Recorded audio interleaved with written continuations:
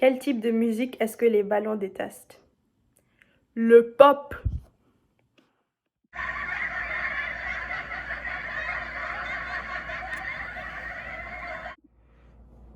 On a tous besoin d'une bonne dose de joie au quotidien, que ça vienne du temps qu'on passe avec nos êtres chers ou de blagues qui nous font rire jusqu'à qu'on a mal au ventre. Cela nous offre une bonne dose de dopamine qui est bien nécessaire. C'est pour ça qu'aujourd'hui, j'ai décidé de vous présenter une série de bonnes nouvelles à travers du monde.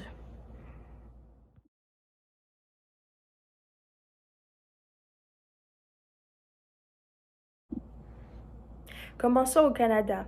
C'est lors d'un match de hockey dans la ville de Vancouver que l'étudiante en médecine Nadia Popovici informe l'un des membres du staff de l'équipe des Vancouver Canucks qu'elle croit avoir détecté un grain de beauté cancéreux derrière son cou.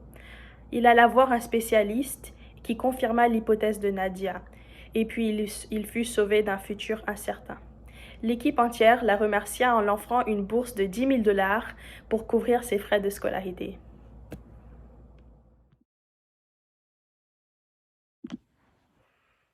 Passons à l'Équateur maintenant. Une femme autochtone nommée Nikki Mo a remporté le prix Environmental Goldman pour la protection de 500 000 acres de forêt amazonienne. Depuis les années 1960, l'exploitation pétrolière, l'exploitation forestière et la construction de routes ont eu un effet dévastateur sur les forêts tropicales équatoriennes, leurs peuples autochtones ainsi que leur culture.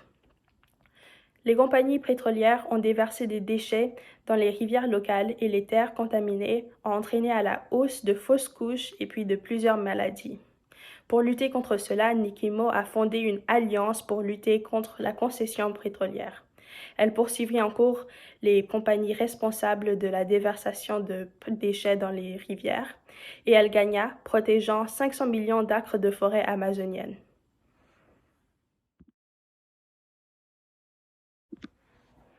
Passons à l'Europe maintenant. Durant 2021, 7 fameuses pièces d'art ont été retrouvées après avoir été perdues pendant plusieurs décennies. Les auteurs de ces pièces incluent Picasso, Cosimo di Medici, Gian Lorenzo Bernini, Paul-Henri, César Dandini et Dürer. Ensemble, la valeur de ces pièces d'art excède les centaines de millions de dollars. Ils ont été offerts à des musées à travers de l'Europe. À cause de la pandémie, plusieurs de ces musées n'accueillaient presque personne. Mais à cause de la présence de ces pièces d'art perdues, ça a poussé au public de revisiter ces musées.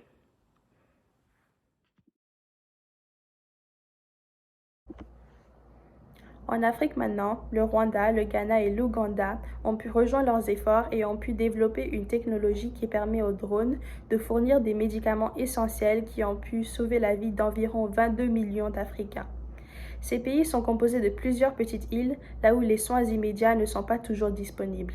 Mais en même temps, ils sont frappés par l'une des crises de VIH les plus sévères. C'est ce qui rend cette nouvelle technologie encore plus importante parce qu'elle accélère la distribution de médicaments dans ces régions.